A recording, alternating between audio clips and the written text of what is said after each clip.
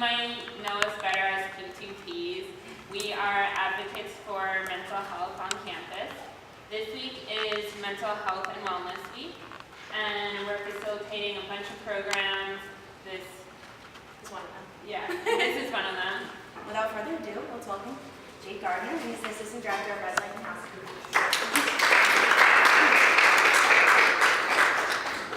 Thank you all for coming. I'd like to thank Robin for giving me this opportunity. Just a couple ground rules. Whenever I share my story with folks, I always tell people there's a couple things. Number one is I ask that everybody keep an open mind, because sometimes people jump to conclusions about things that they may hear, especially when it comes to some of the stuff that I'm going to talk about tonight. Number two, I would encourage you, I know you have cards, but I'm an open book, so if you have questions that you want to ask, there will be an opportunity for discussion at the end. And I would encourage you to ask those questions. I have no problem sharing my story. I am not going to show you any footage of when I was on television purposely, and I'll talk about that, but I would ask that if you're interested in that, I can certainly send you the link. And I asked that people watch that by themselves. I went back and forth whether or not I was going to show that. And four things. The third thing is that I ask that you play full out. So what I mean by that is ask questions, keep an open mind. If there's something on your mind, make sure you say it and that you engage with the material. Fourth thing I would say is sometimes I or Tony Robbins in the videos that I have uses coarse language. He does it very purposefully. It's meant to break your pattern, make you think, and kind of change your kind of how your brain is operating. So I just put that out there as a disclaimer. I don't mean it to be offensive. Obviously, it'll just be literally one word that I will use, and that would be the F word. You'll see why in a minute, or in a little while. Tony uses it, so I'm only using it because he uses it. He is known for using coarse language, and actually I was watching the video when I was on Oprah's life class, and that was live on OWN, which is cable. You can't really swear on cable, so he was bleeped for that. So I'll take you back to my entire life. Since I can remember, I've always struggled with anxiety. That's kind of a buzzword that you hear people use. Anxiety, fear, whatever you want to call it. And it was always something that when I was a young man, or even as a young professional, that I always managed sort of naturally, right? Because you were used to it. I was used to it. In 2010, my wife was in a bad car accident. And that was really the beginning of my downward spiral. That was when I could no longer manage my anxiety after that. I was paralyzed. I was in bed for at least a week. I really didn't get out of bed. Kind of like hard to admit, but I really didn't get out of bed. Other than, because it happened around the holidays, I didn't have to work or anything, so I had no excuse to get out of bed. And I was just kind of like this block. Eventually, I kind of leveled out, I guess, and was able to sort of resume normal functioning. I was able to deal with the crisis. But I never really got back to a point where I felt like I was okay anymore. And even though I was doing well in school and professionally, personally, I wasn't okay. In 2012, February of 2012, while I was at work, I was sitting at my desk, Facebooking, like most people do, wasting time. And I saw a post from Oprah Winfrey come up, asking, essentially like, do you live in fear or something along those lines? And I had before once wrote into Dr. Phil asking for help, and I never got a response. And when I wrote into Dr. Phil, it was like this big, long diatribe of my life and all the things that I had been through.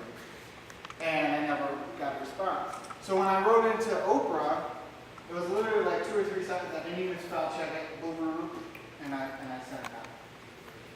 A week or so later, I got a phone call from a producer, Her name was Chelsea, and she asked me my story. So I told her about my wife getting in a car accident, and how I really struggled to even do the most simple things in life. I didn't travel. I always followed the same routines, 9 to 5, eat dinner at 5 o'clock, very regimented, because that's how my personality was. And when I worked with my life coach, I understood my personality a little bit more, and it helped me to understand why it was like that. And she's like, I think we can help you. We're doing a new experiment, Oprah's Life class, and we might want to invite you down to New York City for a life. So I said, wait, I've never been. I've been to New York City once before this, and actually, I think I went while I was having those first initial conversations. I went for a work conference, and that was my first venture down. And here I was going to go by myself. When I went to work, I went with a seasoned professional, somebody who went to school down there. So I was like, oh, he knows what he's doing. And the night of bid bond, so in late March of 2012, I got a phone call from one of Oprah's handlers asking me if I would travel down to New York City to be on Oprah's Life class in April and be a guest on the show, not just go to see the show. And I didn't know how to answer that question. So I took a little time to think about it and process it, and I said, why not? They were going to pay for it, go down, and do it. And after that, the ball really started to roll. So they wanted to come to campus, and they wanted to interview me to do like some B-roll and stuff like that, and so that they could have like an introduction of it. And this is where I began to self-sabotage myself. They're calling me. They're like, well, can we come on campus? I said, I guess. So I asked Rick, Dr. Clinton, who's the director of the department, I said, Rick, can they come? Oh yeah, they can come. I said, I don't think you guys can film on campus without a permit. So to try to get them to not come, I was like, well, you need to contact the campus. I told them, even after Rick had given permission, I told them, you need to contact the campus. All of a sudden, I had President Stanley's chief or executive assistant Howard Stern, or not Howard Stern, Howard Gordon, on the phone with me, and he's talking to SUNY lawyers are talking to Harpo, and all of a sudden it was all worked out. And I get a text message from Howard at like 2:30 in the morning, the day before the production company is scheduled to come to campus. You're all set. And so they came and they interviewed me. The interview day was one of the hardest days that I've ever had in my entire life, because it was the first time that I heard my wife express how she felt. And if you watch the video, you'll see clearly, I didn't even know up until that point how much my anxiety and my fears, my irrational behavior had impacted until that day. So it was one of the hardest days I've ever had. Fast forward that, I go down to New York City. I end up on Oprah's Life class. It was one of the greatest experiences I've ever had in my entire life, and I met somebody down there. Does anybody in here know who Tony Robbins is? You'll soon get to know him, and I'll share. He pulled me up on stage and he did some activities with me. And during one of the commercial breaks, they were live tweeting. And apparently one of my residents had tweeted previous, that's the general, that must have been my name. Yeah, the general. And so that kind of stuck. Tony, we come back from commercial break, again, live television. I'm in Radio City Music Hall. I don't know, I think there's like 25,000 or 2,500 seats in that place. I mean, it's gigantic. And somebody live tweeted that. And so that's why I get the title of my presentation. That was the beginning of my real transformation into what I did, to talking to you today about what I experienced. Hopefully we'll share some of my lessons with you. After going on Oprah's Life class, Tony invited me to his flagship event, which is Unleash the Power Within. And he said to me, Jake, he said, I will give you a ticket, you and your wife tickets to Unleash the Power Within, but you need to fly yourself down here. And it was in San Jose, California. So again, taking a journey across the country. He's like, tickets for the nosebleed section at a Tony Robbins event go for $900 a piece. Where I was sitting at about $5,000 because I was right up front with Tony. But he's like, I want to make sure you're committed to this, so you need to fly yourself out. You need to pay for your hotel, you need to put yourself out. And I was like, man, this sucks. I was just on TV. Come on. Fly me out there. After we got the all-star treatment from Oprah, but I understand now why he made me do that. Because he wasn't going to fix me. I needed to make some level of commitment to the process. So I did. My wife and I flew ourselves out there. And it was not easy to get out there. We were delayed. I had to fly through JFK, which was always a pain in the butt. But there were storms in New York City that day. We were delayed. We ended up getting there late. I had to rent a car. I had to switch airports. It was really a test of all the things that I was trying to work on. Getting over my fear. So I went to this UPW and I learned a lot of lessons. And some of the lessons that I learned, the first and most important lesson that I learned was the power to make a decision. The power that I had the power over how I reacted to the world. Not necessarily do I have the power to control what other people do, but I have the power over how I react to the world. That was one of the most important lessons that I had. I have the power to change what I focus on. So, of course, I was a pessimist. I was a self-proclaimed pessimist, always focusing on the bad. And I had the power to control my state. So one of the things you'll see with, if you watch the video of me on stage with Tony, is he changes my state. He asked me to go, yes, yes, yes, really loud. And it was embarrassing. Again, I'm in front of millions of people on TV. And even to this day, I watched my segment today to prepare for this presentation.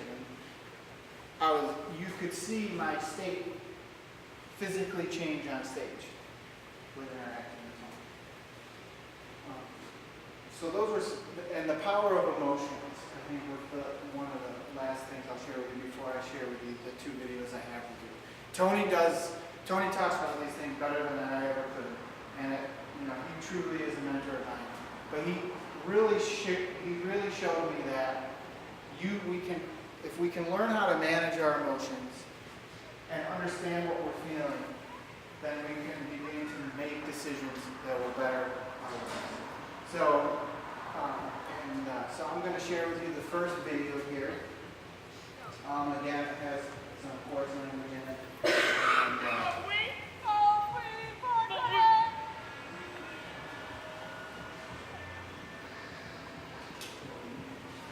This is not a TED Talk, by the way. Tony's TED, he talks about his TED Talk in this video, which I thought was funny when I picked it up. I usually watch he talks about his TED Talk. So this video, he's going to talk about failure. What it means to fail. Let's talk about what nobody wants to talk about. Who here has ever failed? Who's here has failed miserably at something you wanted to achieve? Say, ah! Who's done this more than once? Say, ah! When you failed, why did you fail?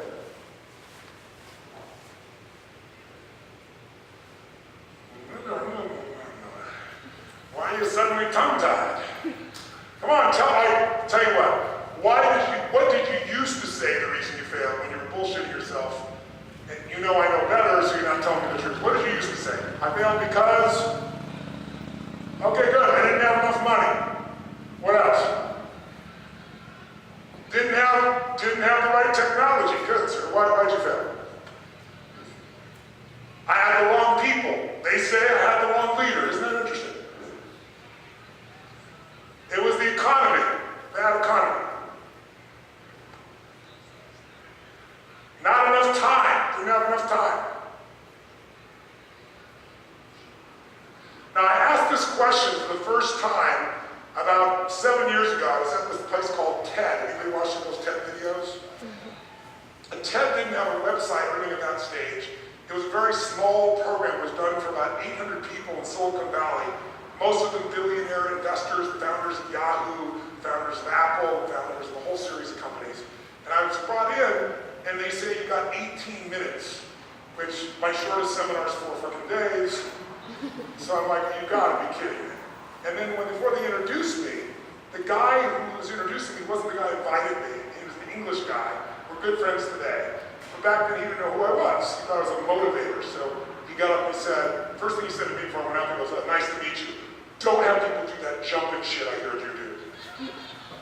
So he wants me to take these dead people and leave them dead in this dark room, sitting, and I watched before I got up to speak, and there was a woman who was a genius, and she was teaching string theory, which is one of the most complex things on earth, and they gave her 18 minutes, and people were shuffling their feet, and at the end, they didn't even clap for her. They were assholes. They all thought their shit didn't stink. These are all the achievers of life. So I walk out there, and the introduction he gives me is Tony Robbins is like a motivator, and he's helped a lot of sports people, so maybe he can, create some energy here. He had a very publicized divorce a few years ago. I couldn't fucking believe it. Really did say that. If you watch the TED video, he cut that out because he's embarrassed. So I got up afterwards and I said, that's a privilege to be here. I said, I didn't know that my divorce was very publicized, but my ex-wife was very happy. She has tens of millions of dollars, but I didn't come about that. I came to serve you. And then I was trying to figure out how to engage this room, so I asked them the question I just asked you. I said, who here has ever failed? And no one raised their hand the whole fucking room. So I paused and I said, I know you're out there, I can hear your hearts beating. Who here has ever failed? And I demanded an answer, and then a few people raised their hand. I said, who here has ever failed? And they all just started replying. It really was about learning how to manage my psychology. Because I could go through the motions, but I didn't know how to manage my emotions.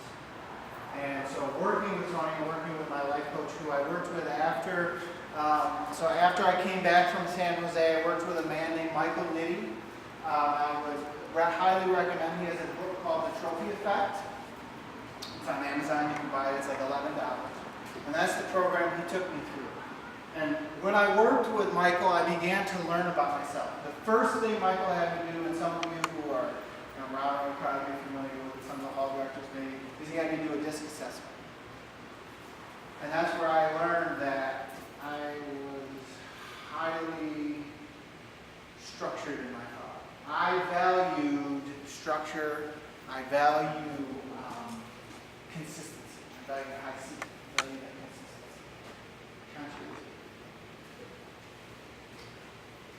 And once I began to understand how I perceive the world, I could begin to change and work on it. I also learned from that my negative trophy room, so the trophy effect, he has you do some visualization exercises. And he said, we're on the phone one night, and he says, Jake, I want you to visualize a room. And in that room are little trophies.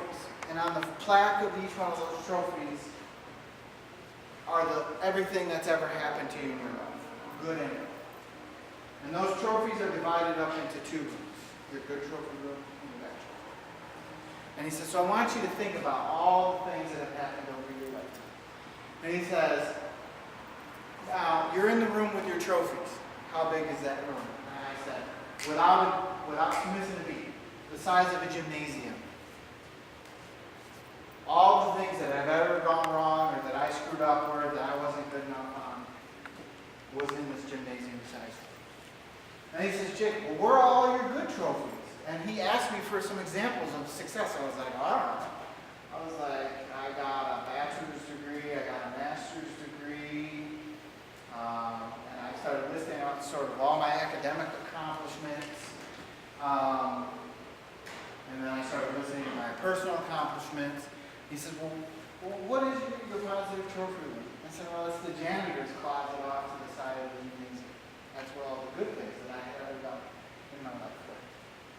And that was an eye-opening moment for me. Part of my anxiety, and even to this day, I'm not cured by no means, was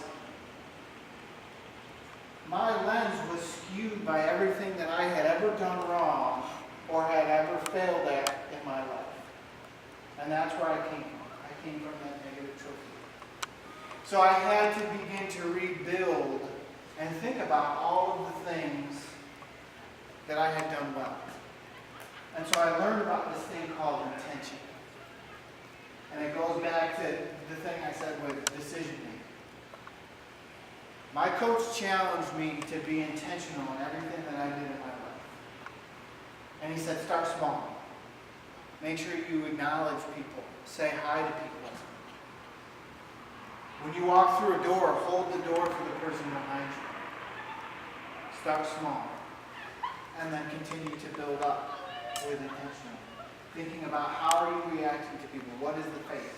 I was always one of those people that when I was kind of pissed off or something wasn't going right, I would be like, I can't hide my emotions. But I thought about how that might make somebody else feel on the other side of the table. And I don't pretend to be perfect. I still struggle with it. But that changed it for me. And I began to build that emotional muscle, working from my positive trophy room and being more intentional in everything that I did every day. I learned how to shift my focus and my state. And I learned how to share what I had learned with other people. All of us are different. We all have different human needs. One of mine is, like I said, that consistency. So I learned that about myself. But I also learned that I don't function without that challenge. Because my coach said to me one day on the phone, he said, Jake, I think you would do well in a job where essentially you have to put widgets together. You put widgets together for 8 hours a day and then you kind of punch the clock and go home. It's consistent, it's the same every day. And I said, Michael, I would get bored as hell. I said, one of the things I like about my job as a hall director back then is the challenge of it. It pushes my boundaries, but it never pushed my personal boundaries. I was good at work, and if you watch the segment on Oprah, I say that. At work, I was good. It was my personal boundaries. Because nobody would press me to do it. There was nothing going to make me do it. The fear of losing my job would make me do the things that I needed to do. But in my personal life, I didn't. So, those are some of the things that I've learned.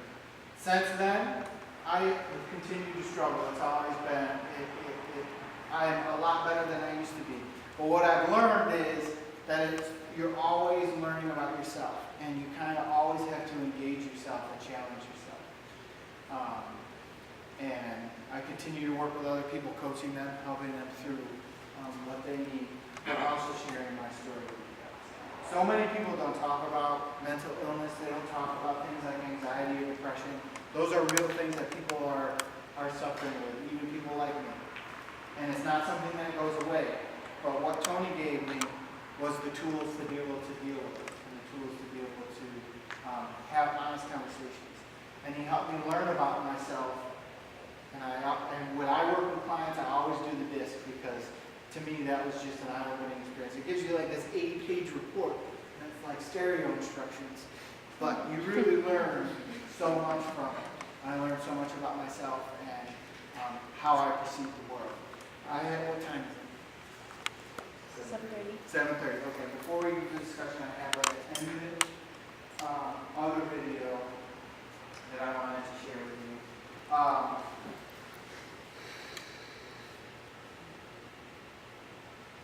And it's going to go in the commercial break too, so I apologize. So I think that video just illustrates, again, what I was talking about is the power of decision, the power to focus on what you want. And as I was preparing for this presentation, one of the things, thinking to myself, one of the things that inspired me and why I chose the first video is I have some mantras that I go through my life, and I actually forgot that one that Tony said. But I think it is very powerful as I think about my own life and where I'm going to go in the future. When he says, if you're going to take the island, burn the fucking boats. I think that is a powerful statement and a powerful quote, and that's why I chose to do that. Thinking about where am I, how do I want to move forward. If I'm going to get what I want, I have to burn the boats to take the island. So I'll open it up to questions on how you guys do the discussion, but I'll answer any of your questions.